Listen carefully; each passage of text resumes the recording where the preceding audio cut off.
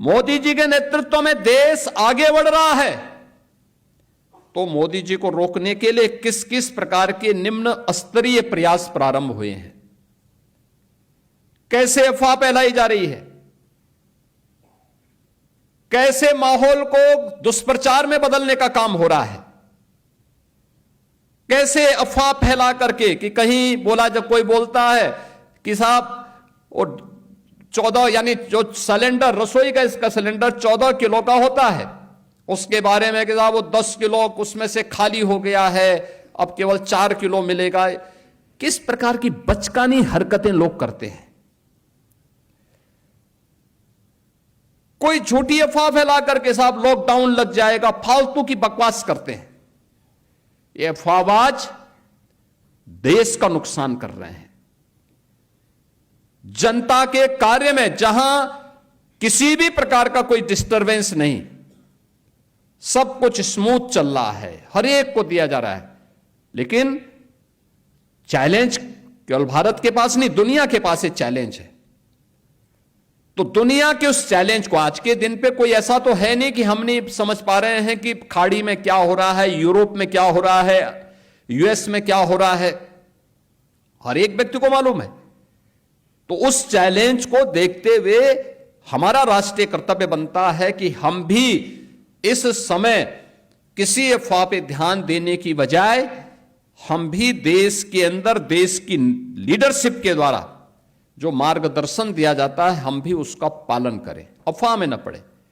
अगर रसोई गैस का सिलेंडर 25 दिन चलना है घर में, कि हम 7वें दिन लाइन लगाने के लिए क्यों खड़े हो जा रहे हैं।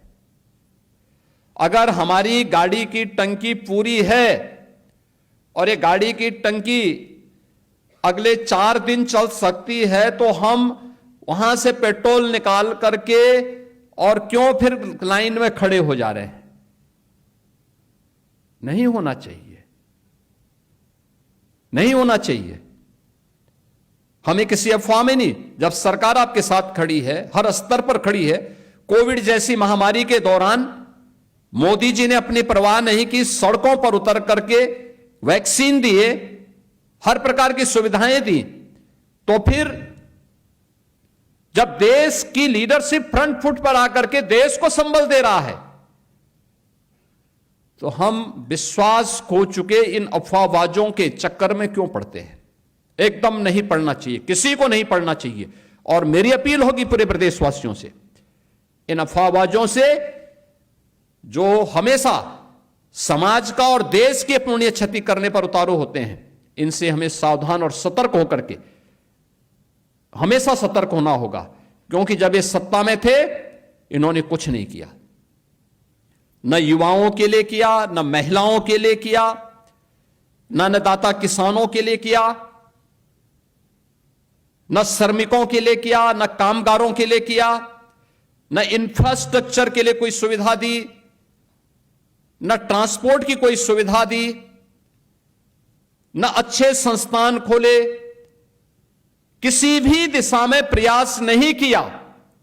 और जब जनता ने उन्हें सत्ता से बेदखल कर दिया, तो अब वह स्वयं तो बेदखल हो चुके हैं, स्वयं तो विश्वास खो चुके हैं, और दुष्प्रचार करके, अफवाह फैला करके पूरे समाज को गुमराह करने का कार्य भी कर रहे हैं। हमें ऐसे लोगों से सतर्क रहना होगा, सतर्क रहना होगा। क्योंकि संकट के समय, चुनौती के समय अफवाह फैला करके अव्यवस्था फैलाना भी एक प्रकार का राष्ट्रद्रोह है, और इस राष्ट्रद्रोह को किसी भी स्थिति में स्वीकार नहीं करना चाहिए। और किसी भी राष्ट्रभक्त नागरिक को इस प्रकार के अफवाह को खंडन भी करना चाहिए, और ऐसे लोगों की चुनौती का जवाब देने के लिए आगे आना चाहिए। कहना चाहिए वे गलत बात करते हो, कहां समस्या है, और अगर है, हम सामूहिक रूप से देश के साथ मिलकर के समस्या का मुकाबला करेंगे। यही हमारी राष्ट्रभक्ति कहती है, और यह हमारा दायित्व भी बनता है।